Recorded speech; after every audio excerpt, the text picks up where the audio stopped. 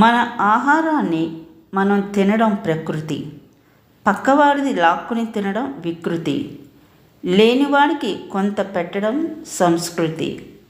నీకు కావలసిన దానికోసం శ్రమించకుండా పోగొట్టుకున్న దాని గురించి ఏడవడం మూర్ఖత్వం అవుతుంది. సాధ్యం కానిది ఏదీ ఉండదని నమ్మితే అసాధ్యం అన్నదే ఉండదు. సాధ్యం కాదు అనుకుంటే ఏ పని చేత కాదు. ప్రయత్నించి చూడు, పోయేదేముంది? గెలిస్తే సంతోషం వస్తుంది, ఓడితే అనుభవం వస్తుంది.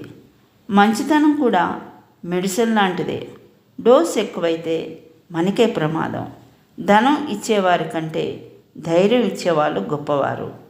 పడిపోతామని భయపడి పడితే నడక రాదు. ఓడిపోతామని భయపడితే విజయం రాదు. ఫలితాన్ని నువ్వు నిర్ణయించుకో. ప్రయత్నిస్తూ పోతే ఫలితం అదే వస్తుంది. మనం శిఖరాగ్రానికి ఎక్కేటప్పుడు ప్రతి అడుగు జాగ్రత్తగా వెయ్యాలి. ఎందుకంటే ఒక తప్పటడుగు మనల్ని పాతాళానికి పడవేయచ్చు. పర్సనల్గా ఎన్ని కష్టాలు ఉన్నా సరే ఎదుటి వారికి సహాయం చేసేందుకు టైం కేటాయించిన వారే నిజమైన శక్తివంతుడు.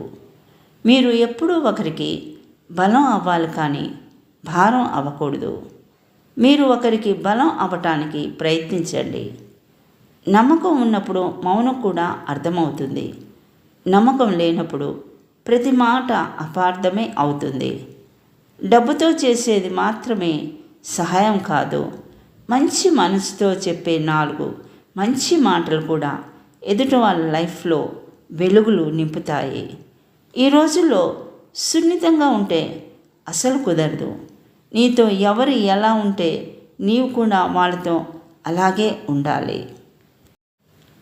ఆనందంతో ఉన్నప్పుడు మాట ఇవ్వకు. కోపంలో ఉన్నప్పుడు సమాధానం చెప్పకు. ఒత్తిడిలో ఉన్నప్పుడు నిర్ణయం తీసుకోకు. మన ఆలోచనలు మార్చే శక్తి ఆకలికి ఉన్నట్టే మన జీవితాన్ని మార్చే శక్తి బాధకి ఉంటుంది. ఈరోజు మంచిది కాదని ఏ రోజు బాధపడకండి.